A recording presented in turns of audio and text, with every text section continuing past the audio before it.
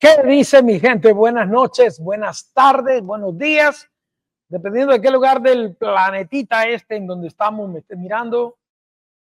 Muy buenas, bienvenidos a ¿Y esto con qué se come? Capítulo 64 de Preparándonos para el domingo en la fiesta de los santos difuntos. Llévatelo, Richard.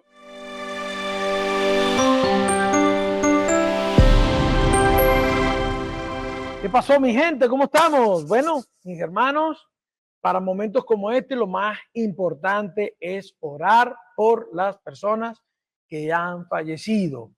¿Cuál es la recomendación de la iglesia? Ofrecer una misa por cada uno de ellos. Así que, Señor, prepare su bolsillo, váyase para allá, para la parroquia, hable con el sacerdote, presente una ofrenda y pídale que incluya en las intenciones de la misa el descanso eterno de aquellos que usted ama y que por muy buenos que hayan sido, es muy probable que estén purgando todavía algunas cositas.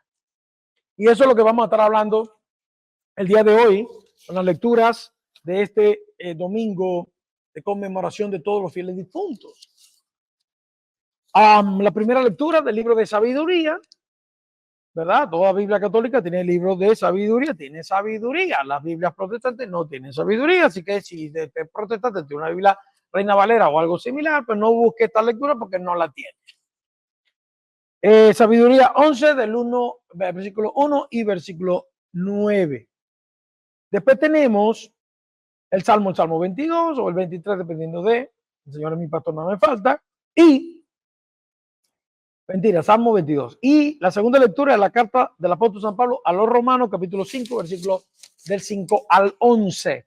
Y finalmente el Evangelio según San Juan, capítulo 6, versículo 37 al 40, un poquitico antes de comenzar a hablar acerca de la Eucaristía, el Señor habla aquí acerca de lo que el Padre les ha dado y que no se perderá ninguno. La promesa de Dios, de Jesús, es esa, que ninguno se perderá. Y en las lecturas vemos esto. Hay una cosa que me llama la atención. Primero, dice que los insensatos pensaban que los justos habían muerto y que su salida de este mundo era una desgracia y su salida de entre nosotros una completa destrucción. Hay mucha gente todavía hoy, esto fue hace mucho tiempo, siglo III antes de Cristo, mucha gente hoy todavía piensa que esto es lo que hay, que esto es lo que hay, se acaba y nos fuimos, ¿sí? Y bueno, vive así, chévere, disfrútalo y acaba, andan por ahí acabando el trapo, porque dicen que después se acaba todo y después que no hay más nada. Nosotros, los cristianos, no creemos en eso, creemos en la eternidad. Por esto Cristo vino. Cristo, una de las cosas que vino a hacer Cristo en este mundito, Dios se hizo hombre para que nosotros tuviéramos acceso a esa eternidad y que podamos, por medio de por la virtud de Cristo o ¿cómo se llama? Por los méritos de Cristo, poder volver a la eternidad con Dios. Volver a estar el alma en un estado de pureza tal que podamos estar con Dios cara a cara. Así como describe el libro del Génesis, que el hombre y la mujer vivían en amistad con Dios antes de pecar. Hasta que pecaron.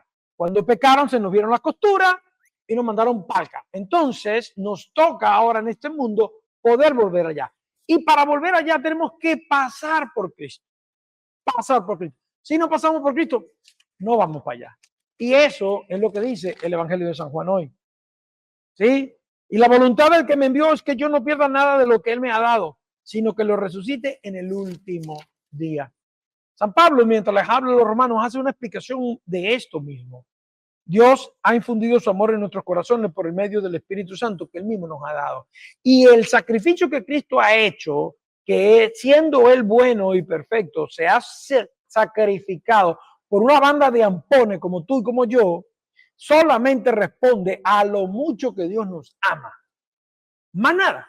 Es el Señor quien lo hace. Y por los méritos de Cristo nos abre la puerta del cielo. Pero tú sabes que no es tan fácil. No es nada más que ya, bueno, yo reconozco a Cristo y lo mérito de Cristo y llego al cielo. No es así.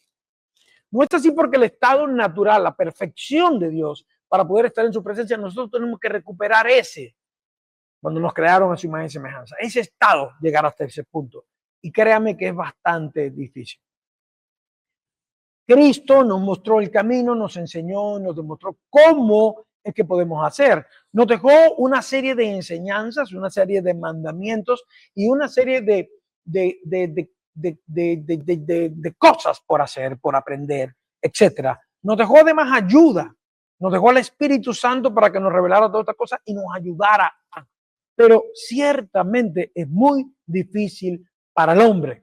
Sin embargo, la misericordia de Dios es tan grande que el Señor, además de mostrarnos el camino y exigirnos, pedirnos que nosotros pongamos nuestra mejor parte para poder hacerlo, Él pues entonces nos da la ñapa, esa ñapa que nos falta para llegar allá. Entonces, los méritos de Cristo nos ayudan a no perderlo. Es el Señor quien nos da ese extra, esa ñapa para que podamos entrar al cielo, para entrar al cielo. ¿Cómo funciona todo esto? Y la gente dirá, bueno, pero ¿qué esta idea? ¿De dónde viene? ¿De dónde sea? Bueno, viene de muchas cosas. Primero que todo, ya en la antigüedad, siglo III antes de Cristo, hay escritura bíblica en el libro de los Macabeos, otro libro que no está en la Biblia protestante, acerca de la oración por los difuntos, pidiendo, intercediendo por las personas que habían muerto en pecado para que el Señor los recibiera en el cielo. Ya desde esa época era costumbre entre los judíos orar. Y bíblicamente lo vemos ahí, encontramos este pequeño versículo en el libro segundo de Macabeo, capítulo 12, versículo 46, donde dice, por eso mandó Judas Macabeo a hacer este sacrificio expiatorio en favor de los muertos para que quedaran liberados del pecado. ¿Sí? Estos que habían muerto en combate adorando a otros dioses. Luego tenemos documentos de San Juan Crisóstomo en donde se nos revela lo siguiente: llevémosle socorros y hagamos su conmemoración. Si los hijos de Job fueron purificados por el sacrificio de su padre, ¿por qué habríamos de dudar de que nuestra ofrenda por los muertos les lleven un cierto consuelo? No dudemos, pues, en socorrer a los que han partido y en ofrecer nuestras plegarias por ellos. Desde mucho tiempo atrás la iglesia ha orado por los difuntos. Ha orado por los difuntos. Hay un versículo, otro texto bíblico en la segunda carta a los Corintios. En la primera carta a los Corintios, capítulo 3, versículos del 10 al 17, en donde San Pablo dice lo siguiente: conforme a la gracia que Dios me fue dada, yo, como buen arquitecto, puse el cimiento y otro construye encima. Mire cada cual cómo construye, pues nadie puede poner otro cimiento que el ya puesto, Jesucristo. Y si uno construye sobre ese cimiento con oro, plata, piedras preciosas, madera, heno o paja, la obra de cada cual quedará al descubierto. La manifestará el día en que aparecerá el fuego. Y la calidad de la obra de cada cual la probará el fuego. Aquel cuya obra construida sobre el cimiento resista, recibirá la recompensa, el cielo. Mas aquel cuya obra quede abrasada, sufrirá el castigo. Él, no obstante, quedará a salvo, pero como quien escapa del fuego. En otras palabras, vamos a pasar chamuscado. Entonces, sí, hay una parte, y eso también lo encontramos en una lectura más claramente cuando estudiamos los sacramentos, siempre está la gracia que nos da el Señor en el sacramento en sí, porque es Dios y así lo establece. Y el otro es la otra parte del sacramento en la que tú y yo, con un corazón dispuesto, tenemos para recibir ese sacramento. Y ahí es cuando el sacramento se activa. Es como un epoxi, digo yo, ¿sí? Como si fuera un epoxi, A y B. La gracia de Dios está siempre aquí. Y hasta que tú no tomas consciente de eso, no pasan las cosas. Y así me pasó a mí. Yo tenía todos mis sacramentos de iniciación, me había casado inclusive, pero yo hasta que no tuve conciencia de Dios, no pude empezar a sentir cómo mi vida cambiaba por la acción de la gracia de Dios. Cómo Dios me iba dando cosas, me ayudaba, me abría los ojos para entender una cosa, para entender otra. Y yo fui poco a poco, he ido, porque todavía estoy en ese proceso, corrigiendo mi vida, enmendando mi vida, enderezando mi camino. San Cirilo de Jerusalén dice lo siguiente: la fe, aunque por su nombre es una, tiene dos realidades. Hay una fe Hay en efecto una fe por la que se cree en los dogmas y que exige que el espíritu atienda y la voluntad se adhiera a determinadas verdades. Esta fe es útil al alma. Esa es la que nos da el conocimiento, el conocer a Cristo. Conocemos a Cristo, le creemos a Cristo, tenemos fe en Cristo. La otra clase de fe es aquella que Cristo concede a algunos como don gratuito. Eso es lo que en la iglesia católica llamamos las virtudes teologales: esperanza, fe, esperanza y caridad. Fe, esperanza y caridad. Esta gracia de fe que da el Espíritu no consiste solamente en una fe dogmática como la primera, sino también en aquella otra fe capaz de realizar obras que superan toda posibilidad humana. Y aquí hace referencia al texto bíblico cuando le dice al árbol, desplántate y plántate en el mar, o cuando le dice a la montaña, muévete. Sí, si tuviera fe del tamaño de un granito de mostaza. Cuando uno guiado por esta fe dice esto y cree sin dudar en su corazón que lo que dice se realizará, entonces este tal ha recibido el don de esta fe. ¿Sí? Procura pues llegar a aquella fe que de ti depende y que conduce al Señor a quien la posee. Y así el Señor te dará también aquella otra que actúa por encima de las fuerzas humanas. Entonces, mis hermanos queridos, esto lo tenemos que meter aquí en la cocoquera. Duro, duro. Every day, adiós, así. Todo el tiempo. La enseñanza, la fe, la tradición de la iglesia. Lo que por 2000 y pico de años hemos estado pensando, analizando, masticando, etcétera. Que comenzó con la tradición y que continuó, y la misma tradición continuó con esta, que son las Sagradas Escrituras, que son las que nos dominan hoy. Pero como les he dicho muchas veces, es de etapa, de punta a punta. No podemos solamente sacar un versículo. Si sacamos un versículo del contexto, lo que estamos haciendo pretexto para no hacer las cosas que tenemos que hacer, las cosas que son importantes. Entonces, mis hermanos, hoy es el momento, este mes, durante todo este mes, ofrezca una misa por esas personas. Ofrézcala de todo corazón. Vaya, haga su ofrenda y pídale al Señor para que el Señor tenga misericordia de ellos y podamos sacar a esas personas, ayudar a esos hermanos a que terminen de llegar al cielo. Porque ciertamente no están perdidos, pero están ahí necesitando de ti y de mí. Que sus obras, que esa casa que haya construido, muevan tu corazón de tal manera de que esa ofrenda se haga con amor, con sentimiento, para que este hermano o esta hermana pueda salir de su situación. Otra cosita ya pequeñeces, ni tan pequeñeces, que quería compartir con ustedes. Se me murió mi perrita chiquita. Entonces no la puse por aquí en video, era una perrita viejita, iba a cumplir 16 años en enero. Y murió de una manera muy tranquila, apacible, se fue quedando dormida y poco a poco pues dio su último aliento. Su corazón se detuvo muy lentamente hasta que partió de este mundo. Y viendo videos y recordando cómo había sido la vida de ella, cómo ha sido nuestra vida a partir de tener la compañía de esa pequeña criatura de Dios. Hay mucha gente que se hace ideas y piensa en cosas acerca de lo que son los animales y no. Hay muchos videos por ahí que hablan de ángeles, de perros que hacen gestas heroicas por rescatar o por evitar un mal a alguien. En un momento se va a caer algo, el perro protege al niño, jala al niño.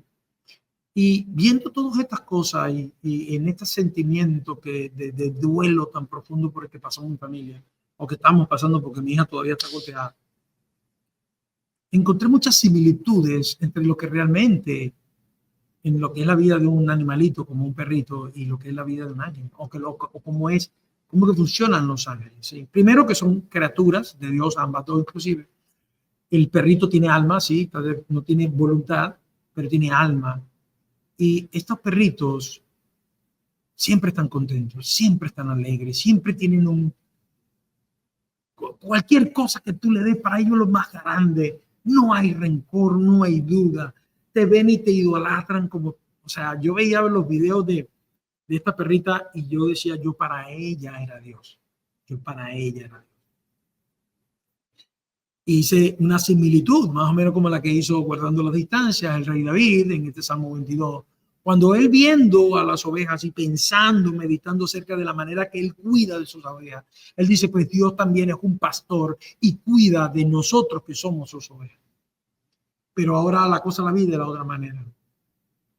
Esa perrita cada vez que me veía, cada vez que sentía mi presencia, se alegraba enormemente y dejaba todo. No le importaba, dejaba a su madre, que era mi esposa, dejaba a sus hermanas, mi sobrina, a todo el mundo por ir a buscarme a mí. Lo dejaba todo, como decía la lectura de ayer. Si no dejan a su padre, a su madre, a sus hijos, a su hermano, quien sea, por mí no puede ser mi discípulo. Esta perrita lo hacía. Ella lo hacía, ella dejaba todo. Estaba comiendo, yo llegaba, dejaba de comer y iba a donde yo estaba. Y me hice esa gran pregunta. Este Dios a quien yo amo es para mí todo como esta perrita. Y ahí es donde llegamos al punto de hoy. Todavía no lo es todo. Todavía hay cosas que nos mantienen atados. Todavía hay cosas que no terminan de desprenderse de nuestra alma. Todavía hay temores, hay dudas en las que estamos trabajando. Pero todavía Dios no es todo en nuestra vida. Y si yo tuviera que partir hoy al cielo, a estar en la presencia de Dios, seguramente que voy a estar en el purgatorio. Seguramente que voy a estar en el purgatorio. Porque no hay, la única manera de poder estar en la presencia de Dios es en la perfección de, y yo no amo, no actúo, no me vivo y me desvivo por Dios como esa perrita se vivía y se desvivía por mí. Entonces, nos falta mucho todavía que hacer. Sigamos trabajando, sigamos perseverando. Hagamos como dice Jesús, cuando le preguntó el fariseo, y es verdad que son pocos los que se salvan, esfuércense por pasar por la puerta angosta. No dejemos de luchar. No dejemos de luchar. Vamos a construir esa casa de la que habla San Pablo con piedras preciosas, no con oro, con piedras preciosas, porque la piedra preciosa soporta mejor la temperatura. ¿Sí? Soporta mejor la temperatura. El oro se funde con calor extremo. Así que por mucho oro que le pongamos, mejor le pongamos piedra preciosa. Vamos a darlo todo. Vamos a hacer de nuestra vida una gran casa, una casa maravillosa, fuerte, resistente, para que podamos pasar por ese fuego. Nuevamente, oren, mis hermanos, oren por sus difuntos. Quieran sus difuntos. Recuérdenos con cariño las cosas buenas y pónganlas ahí en el altar de Cristo para que el Señor tome esas almas y las lleve al cielo. Durante este mes vamos a vaciar un poco ese purgatorio, especialmente en este año que es un año jubilar. Vamos a pedir indulgencia por esas personas que están ahí. Vamos a darles, vamos a hacer las cosas. Pregúntale a ChatGPT cómo se gana una indulgencia plenaria. Él te responde. En el año jubilar, aprovechemos que todavía queda. Dios me los bendiga, cuídense mucho, a orar, a seguir luchando y a seguirnos esforzando y oren, oremos mucho para que podamos comprender las cosas que Dios espera de nosotros, para que podamos hacer nuestra vida, la realidad de nuestra vida, hacer la imagen de Cristo y que podamos amar como Cristo nos ama. Dios los bendiga, cuídense mucho. Esto con que se come se fue. Me voy para misa si es que llego. Bye bye pelota, nos fuimos.